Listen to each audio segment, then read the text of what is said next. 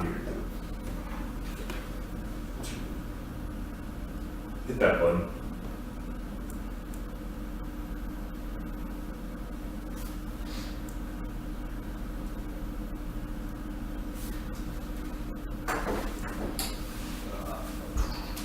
They must have messed something up on the switch.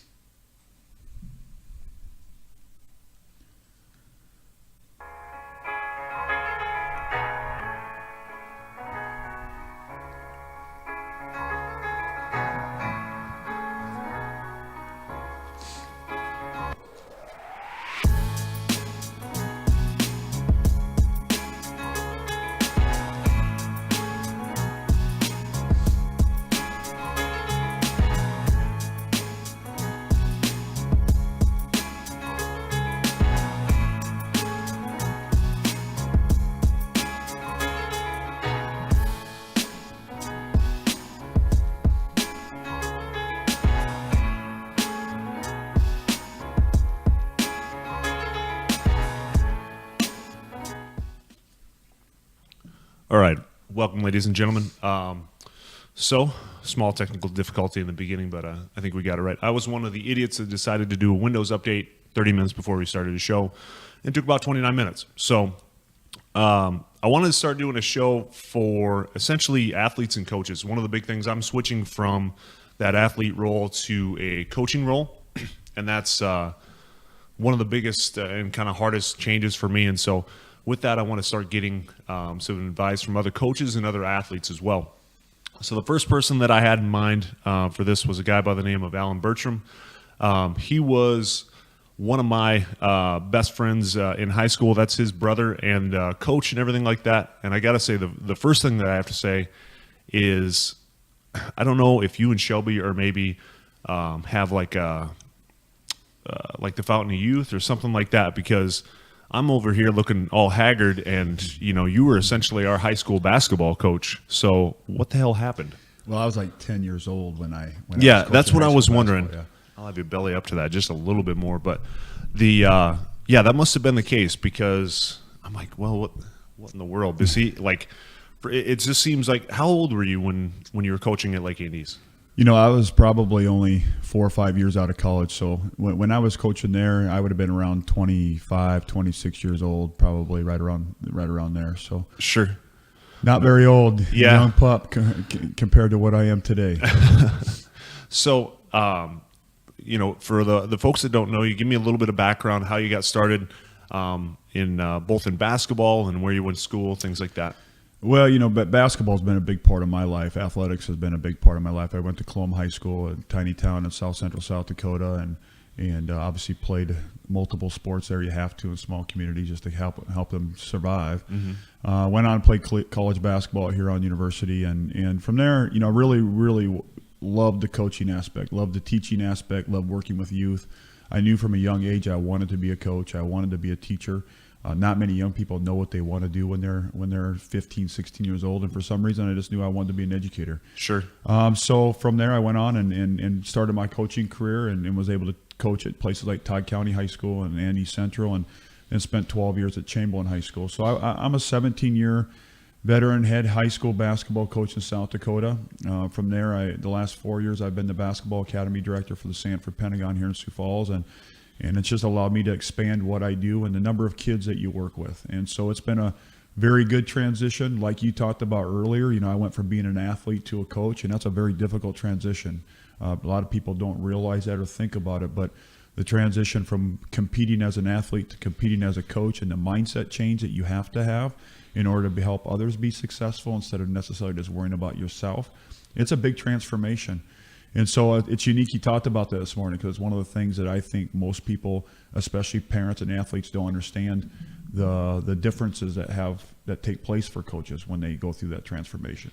Yeah, it's weird. I obviously as an athlete, you almost always have a competitive drive, and it's weird that now is starting to switch, to being competitive against other coaches, not necessarily in a bad way, but just trying to, be the best coach that I can be. And so, with that, trying to find every single, thing that I can do to make myself better, just like you did as an athlete. Talk a little bit about the transition from, when you were coaching in high school to something now where you're mostly working through camps, and doing that. Is that still give you that same competitive drive, you think, or is that something that's a little different? It is different. When you coach at the high school level, you've got 30 to 35 kids that you're really focused on, and you're really trying to build them up, not just as players, but as better people. And I think that's the one unique thing about being a coach, whether it be at the college level or high school level. Those kids are your kids. Mm-hmm. And so you've got a great responsibility, not just about teaching the game, but more about the life lessons through the sport that you can teach them that can make them better people. The job we have now, it goes from being 35 kids to 4,000 to 5,000 kids a year. And so it's kind of unique because you're able to work with a wide variety of people. You hope that you're making an impact on the game and on people as you are able to pass on not just basketball knowledge, but we really try to relate how basketball can make you a better person. And right. So to me, it's a little bit different. It's a little bit grander scale.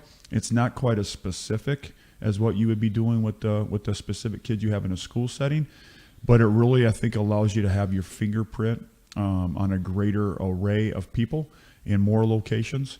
And one of the things that we've really tried to do a lot at the Pentagon is not just do things in Sioux Falls. We really expanded what we've done to communities throughout South Dakota and really tried to give kids opportunities regardless of where they live. Yeah, I saw it. Actually, one of the pictures that we used the other day of you were you at the L&I as well. So where it was, I think, helping out with that. So, and a lot of people may not be familiar with that as well. So, well, it's a big, like the Lakota Nation is one of the biggest basketball tournaments in the country. You got right. 32 teams, 16 boys, 16 girls, and it's been going on for quite a while. And on a Friday and Saturday night at L&I in Rapid City, you'll have 6,500 people packing that place for the semifinals and championship night. So it's something that the kids from the reservations throughout South Dakota, it's one of the biggest events of their life. And so it's important. It's been a big part of my life since I've started coaching. And it was really important for me to be a part of that. And this year was kind of special. And so we're gonna continue to do some things for that to help the kids and help that tournament continue to expand and get better. Yeah, that's awesome. I mean, obviously with you, coaching. I think you were also the principal at Todd County, correct? At Chamberlain, I taught middle school and high school before that, and then the last 7 years I was a school administrator as well as a head basketball coach in Chamberlain. And so that gives you a little bit different, unique perspective too, mm-hmm. because as a coach, I think an administrator or any type of leadership position, you're still coaching. Yeah. And so in those realms, you're coaching adults to try to help them become better, to try to lead them with the help that they need and facilitate the things that they need to be able to help young people get better. So I think life is constantly it's opportunities to coach, whether you're a husband or a wife, whether you're a father or a mother, whether you're a leader in your business.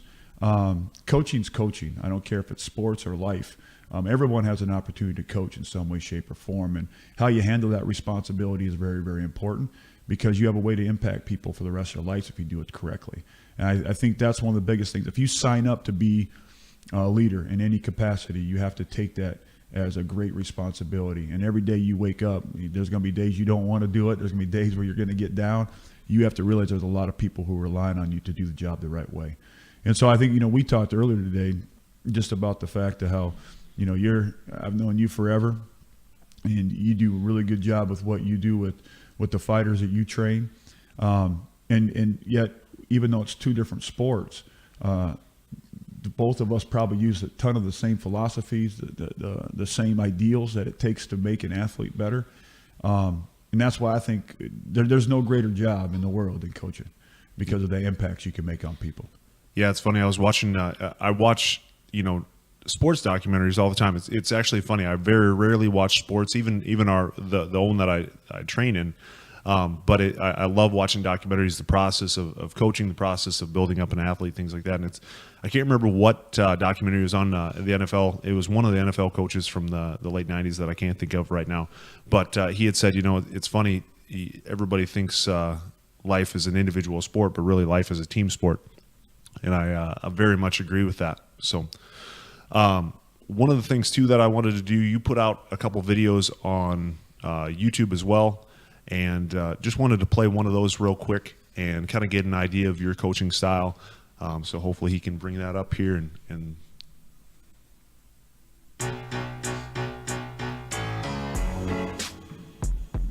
because right now, you guys know when you start the season on Monday, everybody else is starting it as well. And so what's going to separate those teams as you guys start practicing on the 21st is who's putting in the most effort. The type of team that you want to become has to start on that very first practice. And the more prepared you are for that practice on Monday the 21st, the better team you're going to be. You got to get a lot of reps, okay? Summertime's for playing. This time is really your preseason. This is where you get yourself ready. Shots, handles, reps, reps, reps. Does that make sense? So go as hard as you can today, and let's have some fun. Then the second thing is, guys, getting that mindset. Right now, the mindset of going hard all the time. It's gonna be one time and that's it. So you got to train yourself to always be focused when a coach is speaking. Get it going, get it going, get it going, get it going, get it going, quick. Gotta go tight now, let's go. Go catch him, let's go catch him, go catch him. Quick. Good, all the way through, all the way through. Right now you guys are standing straight up and down into your shot on this end. So when you come into your shot, I wanna see your legs engaged. Get low so you got lift into your shot. No more playing straight up and down. You guys understand that?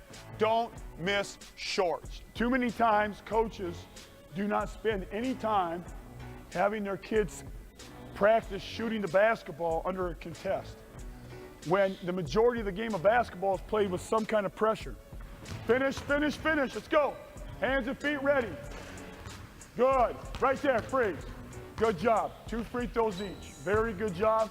Important to shoot free throws while you're tired. Always a great thing. After you do a good solid workout, you want to make sure you shoot free throws while you're tired. Right now, you got to look at 2 things. One, you've got to start getting in basketball shape. It's so much different than everything else we've always talked about. Is the only way to get in basketball shape is to do basketball things. It's also about getting your guys' bodies ready for the season. So as you guys get tired, I already start to see some guys as they get tired, you're starting to go from going hard to going 3/4 speed. Well, pretty soon that 3/4 speed will turn to half speed. How much are you going to play if you're playing half speed? You're not. You're not going to play. You're not going to play. You got to condition your mind so when you get tired that you got to push yourself to go as hard as you physically can. Good, Maddie. Good. Good rip. Last one, Hannah. Last one for Hannah, right here. Quick. Nice, nice. Good job. Free throw. Good job.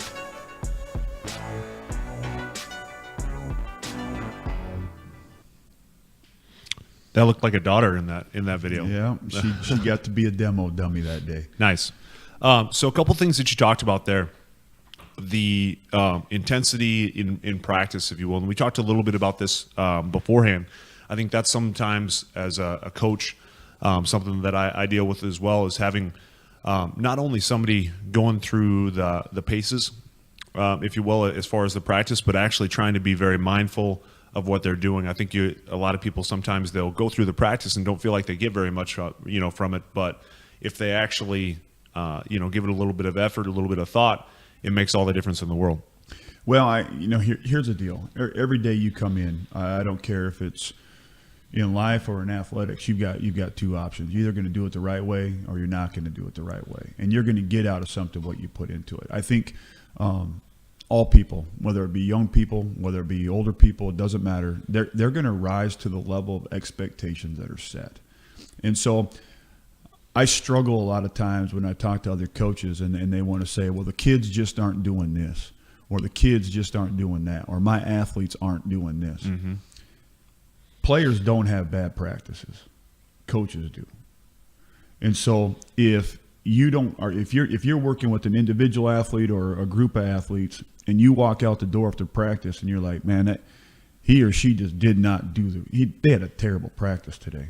No, you had a terrible practice as a coach because you obviously did not set the expectations where they needed to be. And then more importantly, you didn't hold them accountable to those expectations.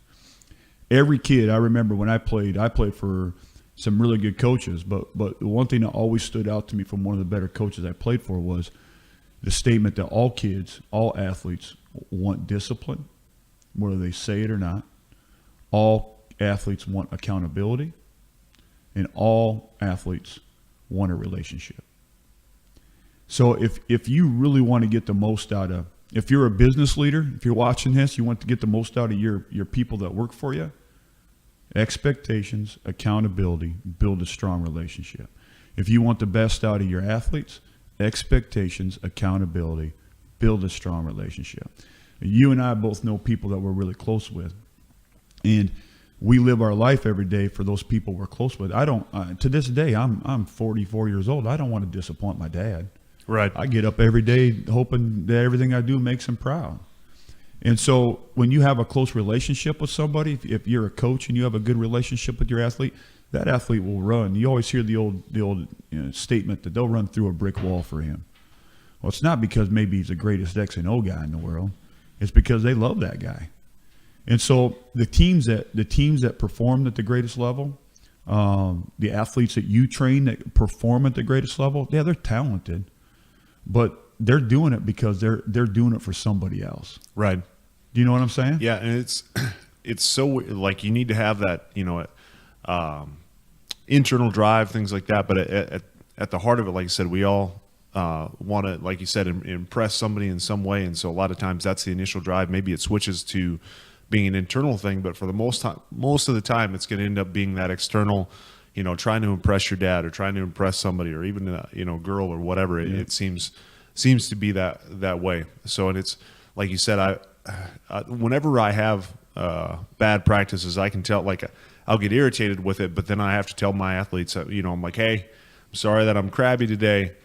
It's not you, it's my bad programming. And that's usually the case, is if I come in and everything's not working, that's me as a coach. That's not my athletes messing it up a lot of times. And so that's always rough for me to take, but it's understandable. Okay, it's one thing that I can work on as a coach to get better. I need to either manipulate this in some way to make that programming just a little bit better.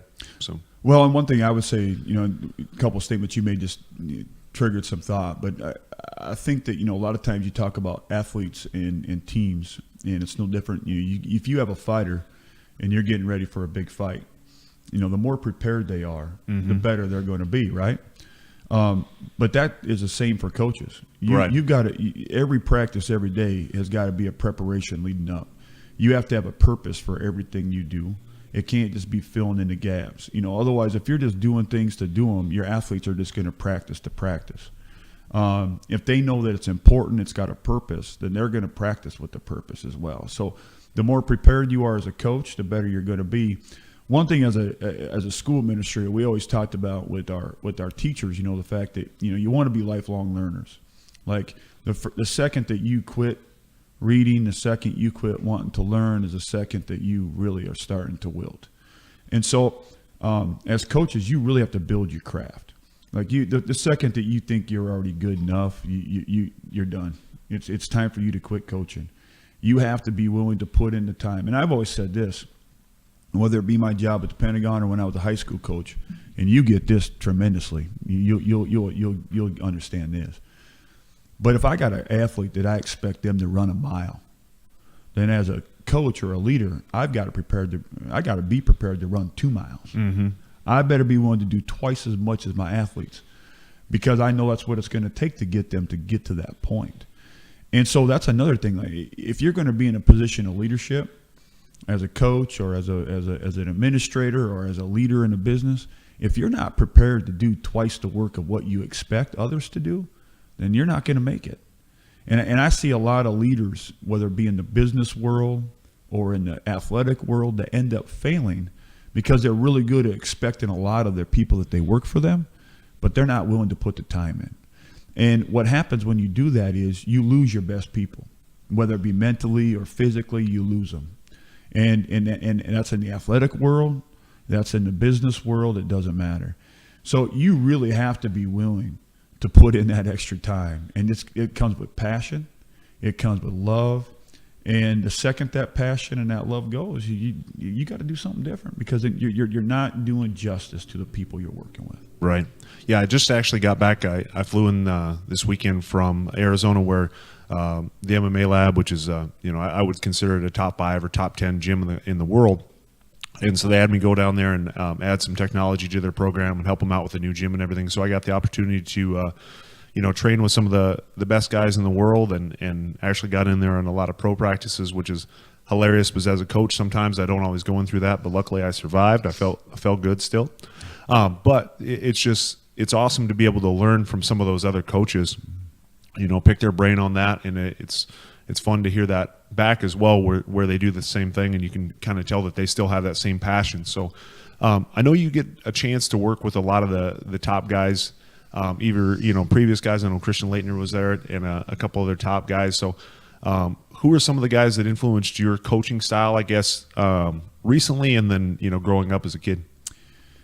I've said this, and hopefully he's not watching, I don't want to embarrass him, but when I was younger, growing up in a small town, Sam Goodhope, who actually lives here in Sioux Falls now, he was a Mr. Basketball and played at USD, and he was older than I was.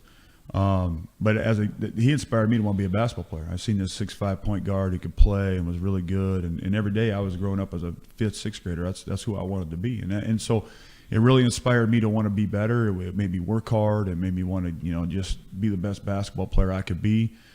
And then as you get going in the coaching world, I always say this, and this is really important. I think this is the most important thing if you want to be a coach.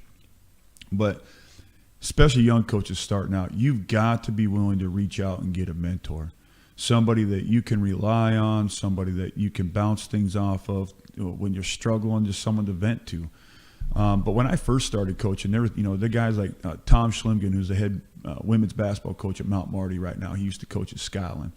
Or Tom Young, who won countless state titles at Mitchell Christian, and now is the head girls coach at Ethan and has won tons of state titles there as well.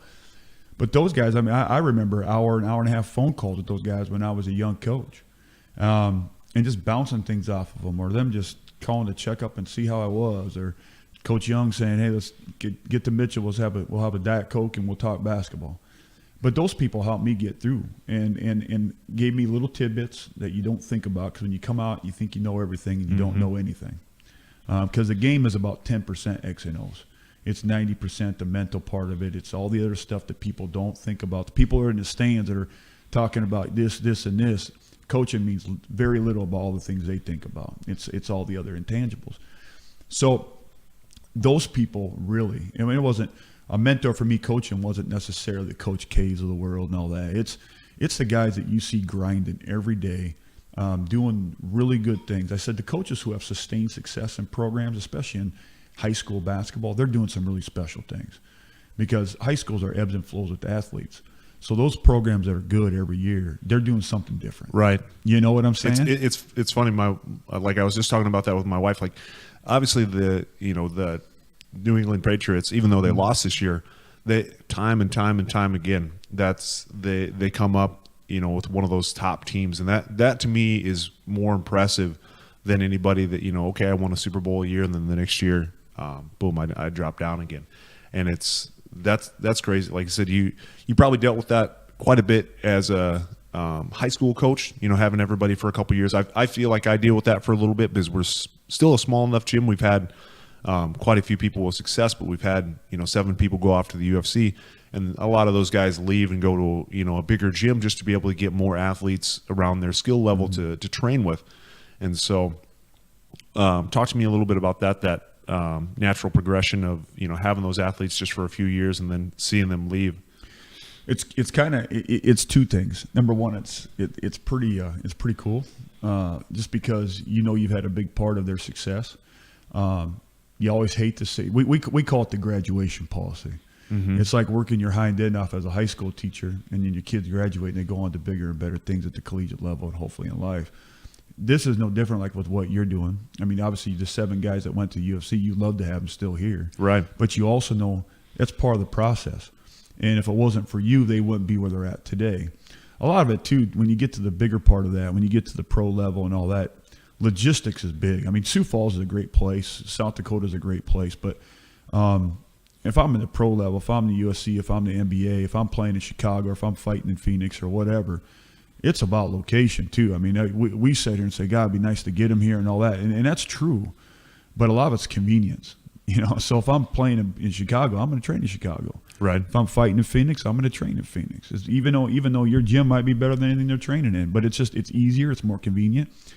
But that you've had a huge part of that. So I think a lot of the pro people we've been able to work with, we had 2 straight years of having pro camps where we had 40 some pro players in here, and it's really cool to see those guys as you develop a relationship. Many of them we talk to on a weekly basis still, but you're able to help see them have success.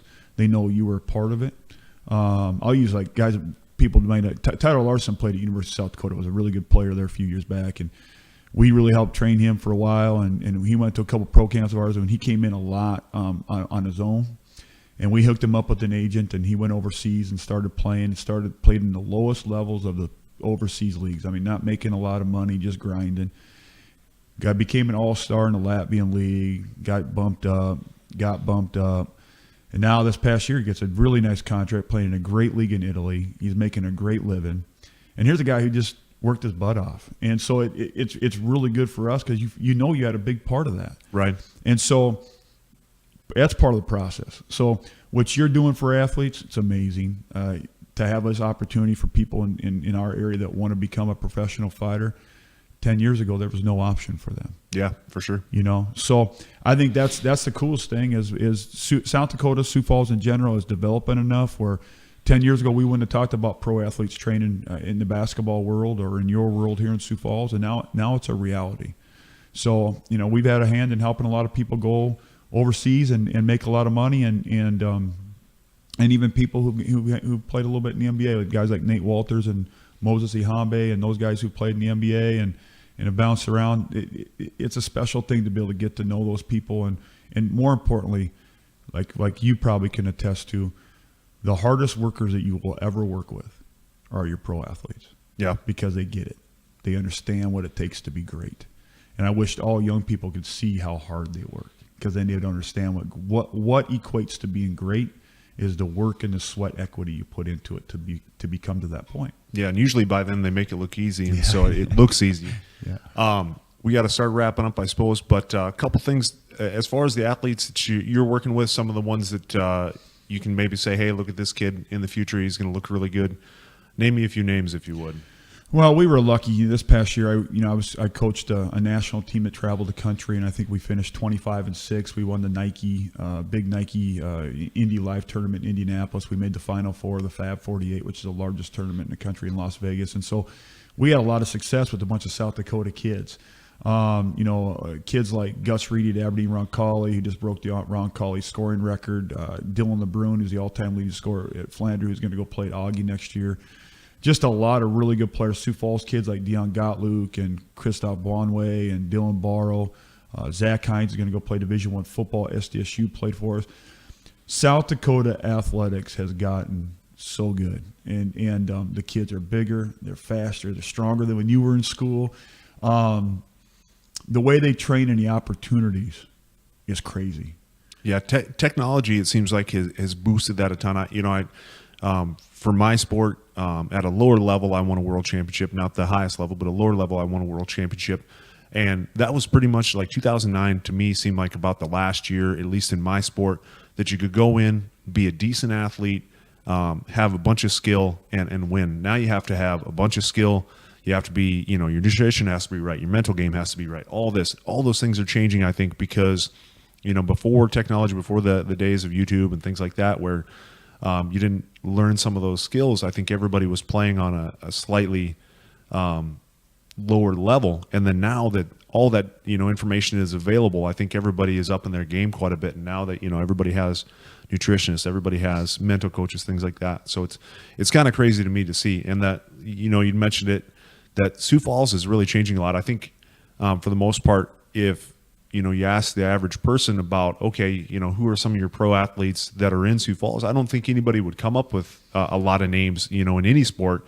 And there's a ton out there. That's pretty much why I wanted to do this, is because to, showcase, man, there's a lot of talent around here, and people could go to their own respective sports and get a huge crowd pop from somebody, and then you come to Hy-Vee or wherever, and nobody knows who you are. Yeah. And there's parts of that are great, and then there's other parts where you're like, man, I should get a little bit more notoriety.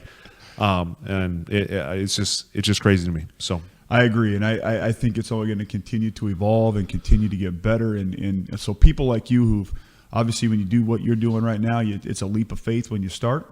And but at the end of the day, you wake up every morning and you're like, hey, I'm doing something that's really cool.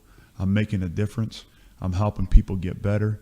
And there's no better, like I said earlier, there's no better profession and opportunity in life than be able to coach.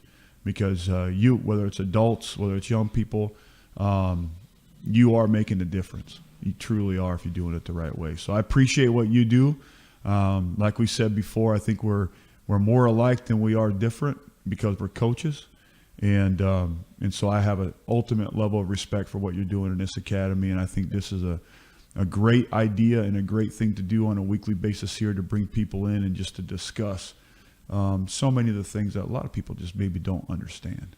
And so hats off to you. I think I'm proud of you. I respect the heck out of what you're doing, and I'll be more than glad to help in any way I can. Awesome. Well, before we get to the end of it, I wanted to say, as far as, well, first of all, thanks, for coming. You were the first person that I had in mind as far as coaches that I wanted to bring on. How can people find out more about some of the stuff at Sanford, as far as the basketball camps and things like that? Best thing is just our website, sanfordpentagon.com. It's loaded with information. I mean, we've got all of our events that happen. The Pentagon has just evolved into an event showcase. We have basketball tournaments. We have basketball events. We have this weekend. We have a huge concussion symposium with Chad Greenway that's going to go on that really relates to all sports. So it's really cool how that's evolved to the point where there's so many things happening on a weekly and daily basis out there that's just not basketball or volleyball related. It's really well-rounded, and I think providing opportunities, whether it be our big Division I games or whatever out there, for people to have a piece of things that you never thought would be here in Sioux Falls. So check out our website, sanfordpentagon.com. It has all the events. It's got all the basketball and volleyball academy information. It's kind of a one-stop shop. Awesome.